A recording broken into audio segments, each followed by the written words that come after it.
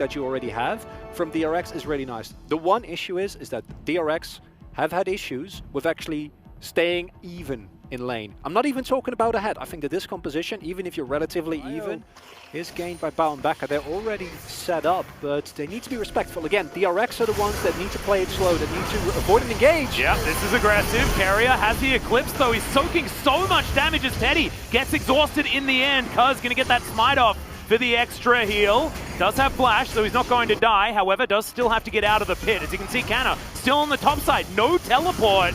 And that is going to mean that this Cloud Drake does go over to DRX. And initially, you might look at it and say, the question of whether or not that play was actually worth it remains to be seen, because T1 got a couple of plates, Kana is a little bit less behind in this matchup now, and the Rift Herald will go to T1. Yeah. And you pointed out why it's so... It's Faker starting to look more and more online, and now he's gifted Shelly into this mid lane. I think this is so cool, because they had an opportunity to shove it towards topside, but instead... Oh no, Faker's not actually going to get any gold. So never mind, that is going to be a good use of their time as T1 do manage to crash the side. And it will give up the Drake, which I think this is teleport timing though, but no, not going to go for it. Just enough burst damage. Yeah, I was about to say, I feel like it might be a bit much to try and contest that. You don't want to overreach her as T1 because you're still in a comfortable position. This composition doesn't need to get early leads. You just need to play the mid game well. There's the flash out, but still the Terrify is going to land onto Faker. Teleport comes on in as Solka in a bit of trouble, has to flash out, but they still manage to pick up the kill. Are able to not only get the kill, sure, Zoe gives up a flash, but as Faker has shown us, flash is optional on Zoe as long as there's a team fight around you. Yes. And you take Faker's flash, and a Victor without flash, especially at this... This is a DRX that hasn't been winning lanes at all in round 2, no. Right? Not until this game have we really seen them be able to actually... T1, a Mountain Soul is atrocious, because if you look at their lineup, it's very backline dive oriented. Faker! Yeah, in goes Pyoshik, wasting no time at all, but now they're looking to try and turn this one around. Solka finds the Paddle Star out of nowhere, Cuz still looking for it. Remember, this tower is not there. He has flash available. Solka not so lucky, but Cuz doesn't want to press that flash button because it gives one potentially to the Zoe. Cuz now as well looking for Becca, who comes on in, but not going to be able to find too much. I think this game just means that no matter what happens as T1, you can sleep well at night knowing, okay, listen, we have the backup insurance, right? If all else fails, Faker on his trusty Victor will be able to carry the late game team fights. That is still the case, but the more gold you give over to Solka, the harder that is going to be. Oh, Yoshik's in trouble here. Meganar comes out and the horse smashed against the wall. Take the boulder to the face. And Canna says, my clock tower is the last thing you resets every time you get out of combat. Not it. This is certainly not what you want. I think an Ocean Soul would have been worse to fight into. However, this is still pretty bad. As DRX do get position around this Drake, but now T1 want to fight for it. Oh, Canna. Oh, look at that Naba. That is beautiful right now as T1 wanting to try and avoid this poke. So far, so good. And Canna just skirting around the edges. You can see all of these abilities flying through, but none of them finding any joy here as DRX going to lose priority in the mid lane, and that means that they lose priority in the river. T1 will deny the soul point, and this looks a little bit like a turning of the tide. It's just for you to get engaged on or even thinner. The downside of that is, though, yes, that initial poke didn't hit, and I'm glad that they respect it. Then DRX's scaling, or lack of scaling rather, is kind of going to kick in. Oh my, no way. Are we really doing this? Is this really happening? Okay, no, it's given away. DRX in the area. This is ballsy from T1, yeah. Down to about half health on the Baron. T1 desperately wanting to get DRX over to this area. They are going to get their wish. As DRX wanting to try and layer some of this poke. This Baron down to about 3,000 and T1, of course. They don't want to flip. As Pyoshi going to take a bit of damage from the Baron. Now it's the blue buff being delivered over to Faker. Slow comes in. There's the Zenith Blade as Teddy comes on over. Can they lock him down? The flash forward Teddy, so aggressive as the horse will fall. Carrier taking a fair bit of damage as the Chaos Storm getting hyper value in the backline. I don't know how T1 have done this or why they decided to go for that Baron, but it worked out beautifully. And we said T1, they have a composition where you need to pull the trigger. Well, they pulled the trigger there. Flash forward from Faker, flash forward from Teddy, flash forward from Carrier.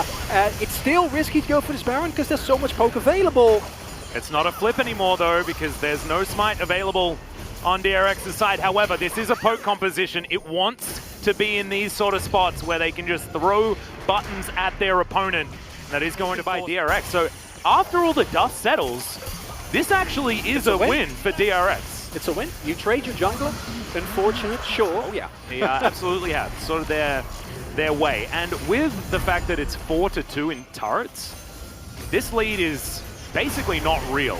As Kingen going to find a few friends. Pyosik also going to get rid of Teddy immediately after the Killer Instinct. A lot of CC, takes about 4 turret shots, and Teddy will be taken down. The Jace is going to be traded, but now Cuz running into the enemy base is precisely not what you want. So here's the mess up. It was within the minute, so they're not going to lose the Drake. However, still a bad jungle. They didn't actually know where everyone on DRX was, so it was a really, really deep play. Didn't quite work out. T1, though, still going to contest his Baron. Yep, 3 versus 4 right now. 6,000 health on the Baron. Canna wanting to get that Nabar charge. Remember, this is exactly what Faker wants. This is precisely the position a Victor is in love with, as Becca has to get out of there. Pyosik as well is almost dead. Kerry is going to be traded for as Canna gets to the Mega Gnar in the nick of time. But the Baron is still going to be warded off, and that was 100% because Faker existed. He almost has that Chaos Storm back available. And back again as they force the reset. The Braum is still backing. The Pyosik's coming from base right now. It's fast. Bubbles still getting on in here. Yeah, remember, this is Kai'Sa. She does do a lot of damage to the Baron, but once again, T1 are not willing to flip, and they back away. But the gold lead is shrinking. More difficult for this Jace in the side lanes, who is building towards his armor penetration, so that's going to help him out in the matchup. Faker's got a Lich Bane, man. This guy is looking to fight extended trades. Oh no, Kingen caught out in his jungle. That is precisely not what you want. He's just going to go the distance, Atlas, because it doesn't looking like there's any resolvement as of yet. It'll, we always need to be careful, but it's not a Jinx ult. Yeah. And it's just, it feels so good to get that initial play, right? As they're still going to go for the Baron. Yep, they thought the DRX had actually gone for a reset here as they see Kingen in the mid lane. All right, here's the team fight. Big Gnar into the wall, but only really landing onto Becca, who goes golden as well, soaking so much of this damage. Chaos Storm is going to wear out as Teddy tries to be a hero 1v3 in the back line. Does he have the ability to keep himself alive? He flashes into the wall, will be taken down, and Bao will survive. And T1 are limping away from this battle. Faker now in trouble. Remember that flash from earlier? Yeah, you ain't getting out of that one. And Pyosik will take down the man in the mid lane, and T1 make a fumble that could cost them this Baron. And they want to pull the trigger, understandably, but I feel like, as you said, they blew everything on Becca. It's just a Braum. He stalls with his shield, then he stalls with the stopwatch, and that means that DRX, after all, now going to be able to pick up the Baron here.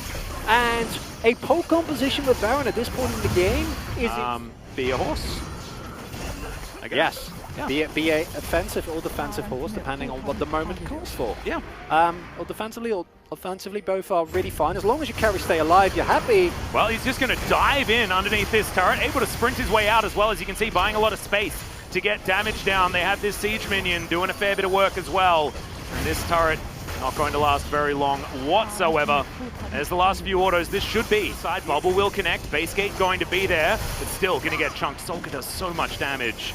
And now Canna's going to dive forward. Gets the Gnar back on through. Good wallop. And Bao disappears from the fight. Now running away is the Udyr. Not going to be so safe, but the bottom lane's dead. The Jace is dead, and Faker is at full health. Carrier able to get all of his CC down, and DRX will be lying on the floor. Carrier even presses his stopwatch. He will... No, I was about to say that he was going to go down. Eventually he does, but that is the ace for T1, and the teleports erupt on the top side of the map. Faker will return the favor, and the inhibitor wasn't even taken. It's the OG T1 special. They look like you don't know what's happening, you don't know what's going on. They're like an injured gazelle with a minigun hiding in their pocket. One team fight is all they need, and it is Kana that finds the engage. And we didn't have the time because so much has been happening in the last couple of minutes of this game, but you saw when Bao went for that, and not actually gonna end. I got a little overexcited. How can you not? And I think if that was... Yeah. Well, Super Minions are pushing down the top side. We've got a teleport in from Canna. This is very far away from this Baron that is being burst down extraordinarily quickly. Cuz wanted to get in there and make it a 50-50. Voidseeker goes wide. The Baron very low, and now Pyosik looking for the turn. Teddy avoids him completely. Devastating charge onto Faker. Teddy just going to play it defensively. I love it from this guy as Carrier will be taken down, but another flash Gnar from Canna, and he says no, we are winning game one. Faker goes golden. That's the ace. Quadra kill for Teddy, and that is gonna be game. In the very end, T1 finds the flank, finds the fight that they were looking for. The kite back on that final fight was beautiful because you saw DRX, they thought they had the opening. Kana was nowhere to be seen, he was charging up his Mega Bar on the Krugs, but still, they weren't fast enough, and that is the one downside of the DRX comp. Actually hard engaging without the setup isn't what you do very well. The thing for T1 is that whether or not this is successful, in my opinion, hinges on two things. One, can Kana stay alive and do well versus Gnar with no attention whatsoever? Oh, early angle from Cuz here. Yeah, looking to try and go aggressive. Is going to wrap all the way around. You can see Bao and Becca not getting wind of this just yet as the crashdown comes through. Carrier with a really nice stun spear. Not going to connect, but Bao still taking a lot of damage. The empowered pounce and the ignite going to come in, but the answering kill is there for Bao. Much harder to actually execute well on the play. Soka's ultimate. Yeah, does actually find it here onto Faker. The beat drop's going to connect as well, and Faker, you can't Kingslayer enough out of that one. The watch out Eve is not going to be watched out of, and Pyosik will be able to grab that. That is also it. And look, Teddy has a lead because he stayed alive, right? Bao didn't get so lucky as Carrier going to find the Attract Repel Stump. There's the flash on in from Pyosik. It's a very sleepy Rel, and they're looking to try and take her down. No flash available. Becca secures it.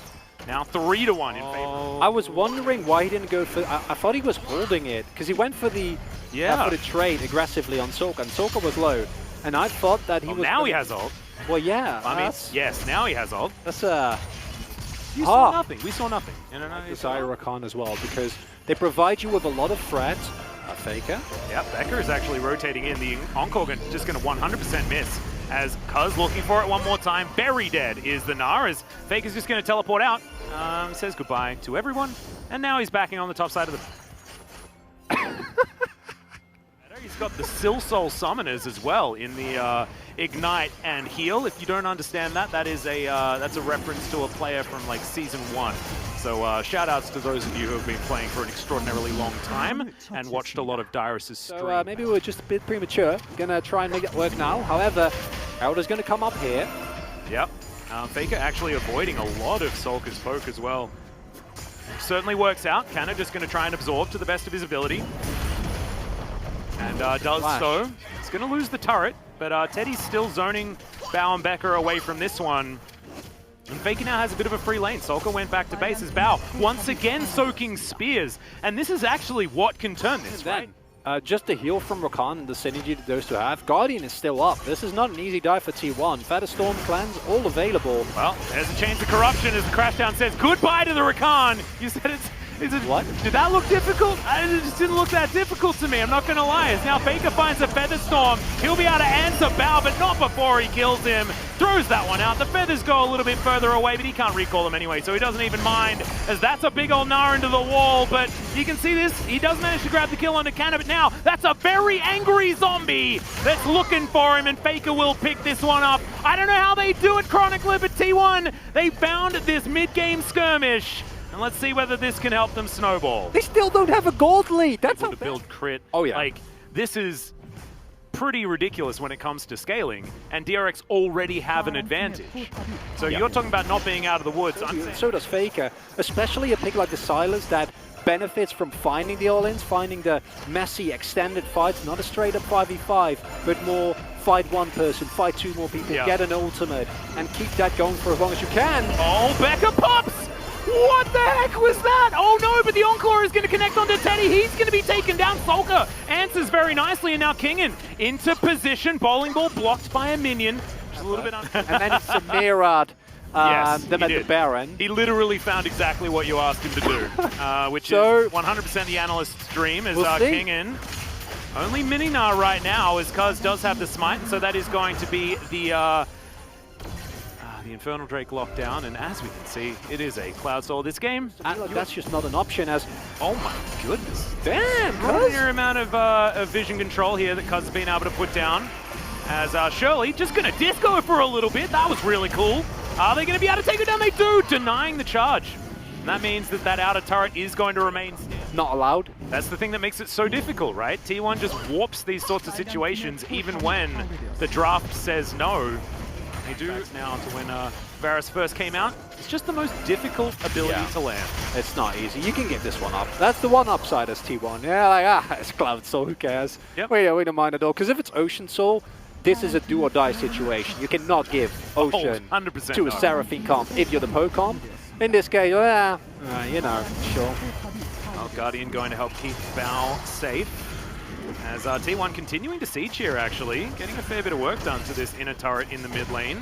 Faker holding onto the top side as well. And you can see exactly why. I think this goes back to, and was very beautifully illustrated for me, because I don't think I needed to say anything. Really appreciate you giving me that opportunity. Yeah, it's nice. Serpent's Fang has been, I think, disabled in the LCK. Be the case. Prove me wrong. As the Baron, once again, going to be taking some damage here. He's taken a lot of abuse, to be perfectly honest, this series.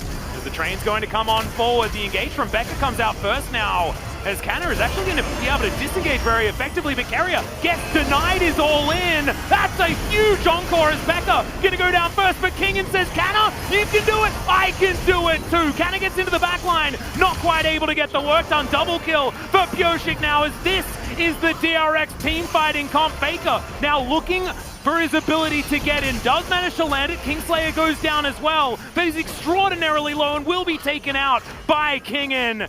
Cuz and Canna now trying to do what they can. It's closer than it could have been, but Canna should be taken out. The damage threats are now gone for T1. And Solka is just a disgusting heal battery, able to keep everyone alive.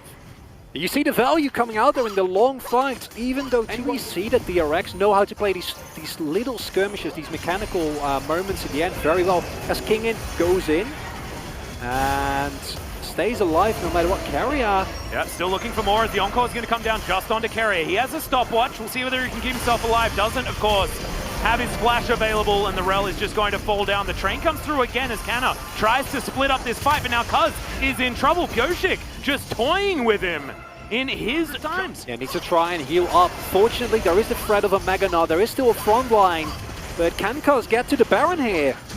Well, it's not quite 100, so I think I may have exaggerated there. As you can see, the Baron going down to about 2.5. We could just be flipping it here as DRX still on it. And that is going to be secured by Pyoshik. T1 now moving out of the area. Carrier, he's respawned, but there's no way. Now has McKills available in case any of the teammates are in trouble.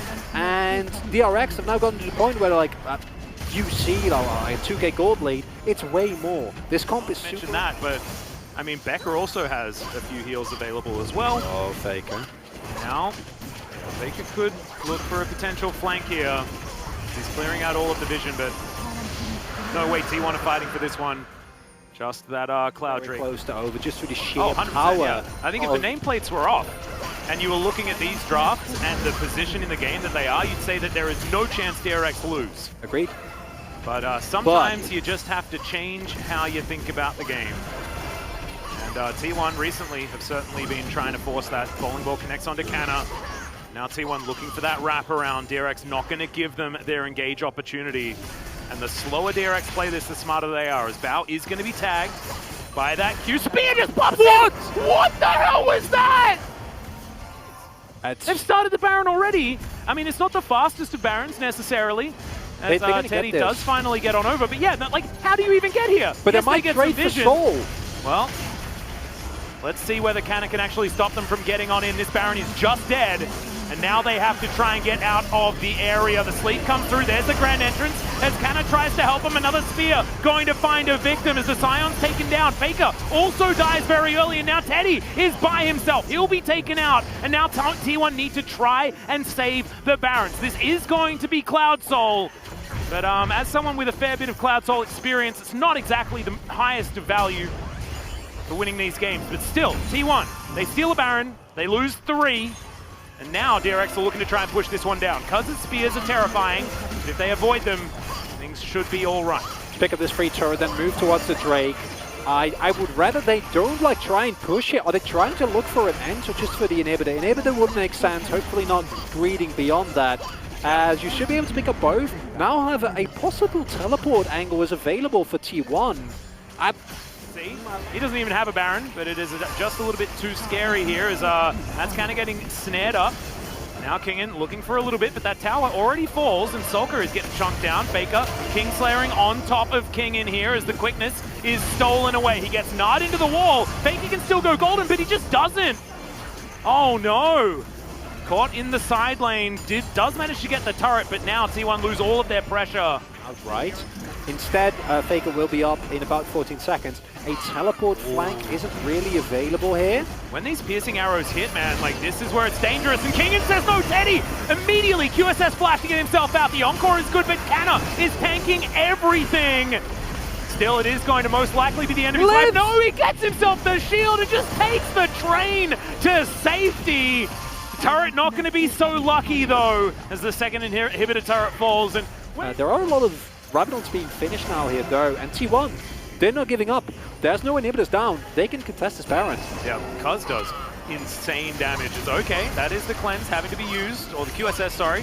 Onto Teddy as Kingen only finds one with the ultimate, and now you've got Canna finding that backline. Teddy pretty much zoned away from this one, though, with Bao just fighting this one front to back.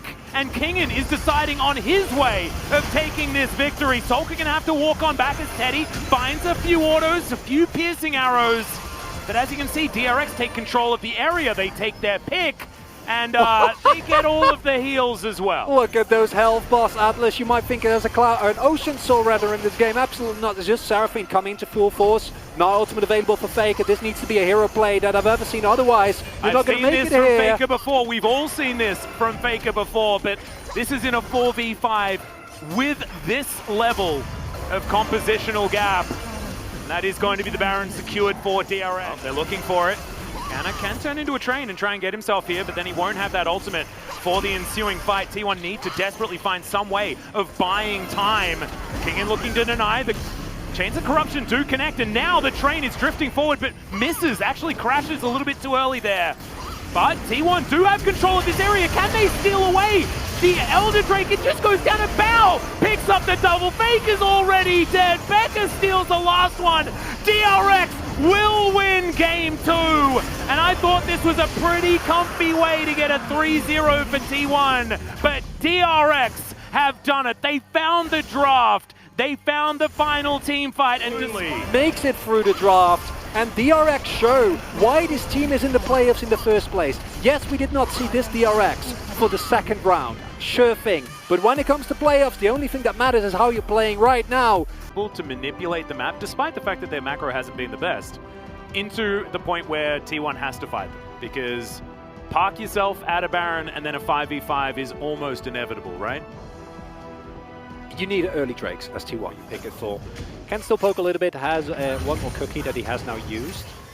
And we also saw Pioche going for the E there, meaning that he might be looking for an early play on both sides. Generally, I think if you're decently sure. Okay, Canna, I'm not sure he's going to be able to do this, and that is just a solo kill for Kingen on the top side, but almost. And Kingen's still going to deny, so Pioche spotted on this ward up here. There's more fighting on the bottom side. Goes Carrier, there's the rocket jump, immediate flash from Teddy as well, gets him out of the way. Becca could be in trouble. Teddy following up, needs one more auto, will be able to get it.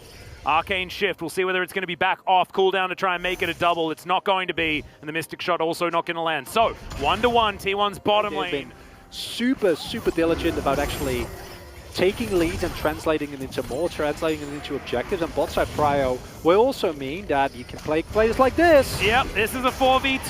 This is bad news bears. Bao going to try and rocket jump to reposition, but it is not really going to work. Cuz going to have to tank up that last turret shot, does so. Does still have to blow the flashes. Now Teddy is chasing after Becca. He'll land it. One last auto will get him there. There's the headbutt, and Carrier is just going to say absolutely not, Mr. Cow Friend. And that is going to be 2. They're like, nah, we got this, Herald. There ain't no way they're stealing this one away. And so he is going to head back towards that bottom side of the map. Stabilization working well for T1 after the back in the game. Still possible. Good Vanguard's Edge, finishing your item. Well, Nard into the wall is bad news, as he's mini Nard now, so Anna will see whether he can get this. Does manage to find it. Vanguard's Edge comes through, and that's going to be the solo kill in return. Manages to clean up all the minions to get that health back. Also, great flash out from Canna, but the Rampage says no. But now Pyosik may have overextended. Gold card is prepped. The bear slap is there, and I think the horse not going to be able to find safety here. Wildcard's the last auto, and Faker picks that one up. This is how this top lane's supposed to go. That's an applause play right there from Canna, because plays around the map, continuously applying pressure. And now Canna's going to feel a lot more comfortable. Yeah, and Faker is starting to feel comfortable up here on the top side as well. He'll need another gold card, I think, but he'll find it. As there's the ward, goes straight over. Control ward's there, but it's not going to help out, as Canna's going to get Nard back, and now King is forced to walk the wrong direction. No flash available. Faker with a gold card prepped. Feeling like we're just waiting for the inevitable right now, as wildcards are going to miss. Pyosik trying to get into position. Solka's moving on up though. Command Protect is going to be there, and now Pyosik's looking for it. 3 versus 2. Faker flashes out immediately. Canna, can he escape is going to be the question, as looks like he thinks that he's going to have to give up for the ghost. And yeah, dashing around, but not going to be able to do it. Dissonance going to be able to tidy that one up. And even for a single moment, the power of pure team fighting that is available for DRX. Oh, straight up. This is straight up. Very, very front-to-back friendly. And we know that the ease of execution for compositions like this is T1 are actually primed for a fight right here, as Bao getting chunked a little bit by a Mystic Shot or two there by Teddy, who is definitely in fighting form right now. 80 carry difference is going to be huge in this potential fight, as Teddy finding more Mystic Shots. Solka and Bao in a little bit of trouble here, as Pyosik, can he actually win this 50-50 is the question. Bao has to get completely out of this fight, and Pyosik will be able to deny the Rift Herald. I don't think they'll be able to get the eye, but the Herald should definitely go over to them, as Faker turns up, and Bao, yeah mate, you saw the eye above your head. Oh, it's a little bit unfortunate. Faker was in range to jump on top of him, even goes golden to avoid the shockwave. As now Teddy's looking for even more. Oh my goodness, the Everfrost positioning was fantastic, and Teddy locks down the kill onto the Gnar as well. The T1 snowball is well and truly heading down this mountain. And this is a T1 we wanted to see last game but didn't, Atlas. It's not, even though there's 10 people involved, it's not an actual 5v5, and that creates the space that T1 needs. Surely it's a nice fight from Pyosik. He had a 1 level, they just stick together. Look at, oh my god, Bao's damage compared to Teddy's. That is... I mean, Carrier's damage compared to everyone is actually pretty impressive as well. Shockwave lands onto absolutely no one. Solka is going to be dead for it as the Onslaught of Shadows comes in. Beautiful answering heroic entrance, and that will deny any sort of re-engage here from DRX. Teddy finally moves on over, so T1 actually winning out in that little skirmish without their extraordinarily fed AD carry. As you pointed out, Teddy wasn't there. And you still have the power of this Twisted Fate that has gotten fed through the Global Gold. Drake getting started up. I don't want them to flip this. There's an advantage for Pyosik here, although he can't quite get... No, he can't get over the wall. He literally can't get over the wall. There's no way for him to get in. So this is just free. He watches it go down, but it's like looking at that flash button being like, where did it go? I was waiting for the blast death sentence, or Carrier augments any of the other ones. At least you're not also playing into Hackram. That will make it worse. Well, here's another one. Destiny comes through. It's onto Pyosik. Try and deny him his backline access. Flash out from Faker. Certainly trading ulti for flash. Good for Pyosik. Solka. Oh, these true shot barrages are so scary. However, that one not going to quite hit the mark. 17 seconds on this Mountain Soul. Sorry, point to come through for T1 if they would like it, and they do have a lot of vision. That being said, DRX still with some vision in the area, but this is exactly what this side lane composition can do, right? T1 with their Baron looking to push through the base. They'll take down the mid lane inhibitor very comfortably. Kingin sitting at half health. They're looking potentially for Canna, who does manage to get himself a stun. In goes Carrier, but he's denied for the moment. But now Canna's just bouncing around this fight. Becca, the unbreakable will's looking pretty breakable, and it's another ulti miss there from Solka. And T1 will now be able to transition into multiple inhibitors. Now able to move back at themselves a Drake if they would like it. But they still have a minute left on this Baron. This is the T1 everyone was expecting today, Atlas. This is why we were expecting 3 zeros. Yeah. And this is the T1 which is a big important point of growth. Yeah, that. No. That's 3 items before there's 2. Yes. Make that problematic. What you will, everyone. It's still possible, technically, but we're getting to the realm of possibilities as opposed to realistic angles to win the game. Yeah, this is the problem, right? T1's composition has done exactly what it needs to do. It's moved now to an 8,000 gold lead, and it's the weight of the wallets right now. Moving towards 25 minutes, and Pyosik is desperately trying to find a teamfight that they're looking for. Everfrost, his fantastic heroic entrance has been so good this game as well, as Shockwave lands onto 1 tank.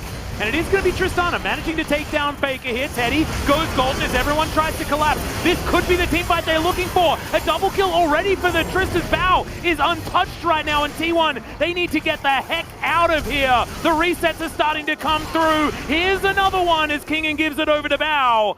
And Cuz and Canna, you need to escape. There are super minions that are getting work done, but I feel like I've been caster cursing a lot. But these summoners being down might actually influence the next Drake fight. As T1, I don't even think you want to risk it for the Baron. Full carrier caught out of position here, unfortunately. 1 versus 4. Don't like those odds. And this is DRX finding a few opportunities, finding a few moments. This is how they won so many games. T1, as the Baron might get started up here. Yep. Destiny is going to give them all the information. True Shot Barrage, massively high value. They're looking to see whether they can burst this one down. Destiny gets Faker into position. T1. This is a 5v5 that can be very difficult, but they still have a lot more gold, and Teddy is huge. Can they do it is the question. They're trying to get these Winds of War in, and now the turn does come through. Teddy's a long way away from this fight as Kingen just getting fought, and they can't just split up and fight 1v1 like this. As Pyosik comes in, Canna immediately goes golden. Another whiff Shockwave as Cuz gets into that backline, and look at these health bars, they're so low. As Carrier looks for the Justice Punch, doesn't quite find it. Exhaust is down, Bao is gonna get murdered. Faker through with the gold card. Absolutely fantastic stuff. And DRX, they went for the Hail Mary Baron and they were punished. And it is the teleport into the base, but the inhibitors respawn.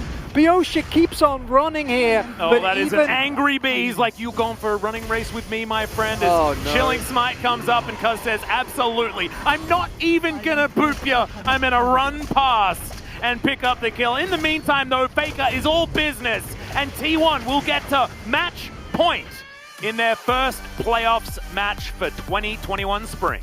And this is the type of series, or the games that we expect. You don't have a Tom Kench. You have a Leona.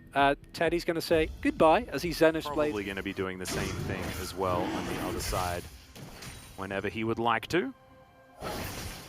He doesn't even need to teleport yet. Just the level advantage and just the control he has at the moment is enough to zone away Canna, who will be getting a relevant Drake this game as well, which is very... Now Cuz finds Pyosik inside his jungle. As Faker, once again, not going to find the bubble. Shockwave comes down this time as the Ignite is actually utilized very early. Meanwhile, a fight on the top side of the map as well. Onslaught of Shadows comes down. Canna from over the wall, and the execution is absolutely perfect to get the first blood for the Akali. So necessary, as well as now Kingen in some trouble. But he should be all right as Faker lands that bubble, actually flashes on top of him, picks up the barrier, as well as now Sulker's the one that has to run. The flash over, Faker finds the solo kill, but it's answered in the end as well. It's action all over the map, bot lane. The barrier, unfortunately, doesn't really get as much value from the second flash, still in the middle of a minion wave. Well, Cuz gonna save Faker here in the mid lane as well. In this lane, as you can see. Herald is a really big one. Both teams are collapsing. Yep, in they go. There's Carrier flashing on forward. Onslaught of Shadows comes down, and Sulker completely removed from the fight. Finds a couple with the Shockwave, but he is too far out of position. The rest of DRX say, well, I guess we'll take a consolation blue buff and hope things are going to be okay. Chains of Corruption land onto Becca. Quickness utilized. He will get himself out of the way. So, T1 winning out on this one. And it's not end of the world. Again, The wombo combo is insane. It might find a kill here. Yeah, we're looking for it. Piosik's going to dive on top of Carrier right now, keeping himself alive for a while, but the exhaust is going to be put down. Solar Flare comes through as well. They trade 1 for 1, and now Teddy's looking for more. The teleport coming through to help out. And there's a horse down here at the same time. Piercing Arrow will connect. The Rampage just has a drive-by, and now Faker gets to come on through, throw down all those summoners with the W, and T1 will mop it up. And DRX looks just it's gross. Disgusting. And this is the power spike that you're looking for. Getting a couple of kills this early is really nice, as Cuz says, that's fine. I'll tank the turret, no problem whatsoever. Bow, there's no amount of, doesn't actually matter. Yeah. Because there are Fremont coming, and you're fed, but you don't have Meganar, and there's a lot of damage available. Yep, and now he's going to be put into the blender. Scanner gets underneath the turret, and you don't even need perfect execution to lock that one down. Just too many strong members on T1's side. Sulker is going to come on forward. Watch out for the orb. Let's see whether the shockwave is going to connect.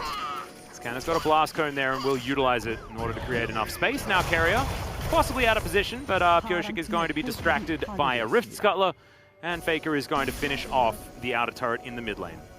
It's the best turret to go down for Zoe, because now all of a sudden the mid lane is dangerous territory. Oh, speaking of which, Faker looking for it onto Sulker here. Prowler's Claw comes out as well. Shockwave does find 2 this time. Faker has to flash to get himself out. He waits, has the blast going. The dissonance isn't enough damage. But that is definitely a very... the exception being Karma, who's had a bit more rough as the steal attempt comes through. And Pioshik just has to leave. Cuz says thanks for the leash, and that's just the state of the jungle at this point in time. Unfortunate. Start making plays like this. They don't have Cryo, they don't have the vision, they don't have the setup. Oh, can Keenan find it again? Canna is able to get that backflip to get him out of the way, and now it decides to go back in. There's a perfect execution. Locks it down.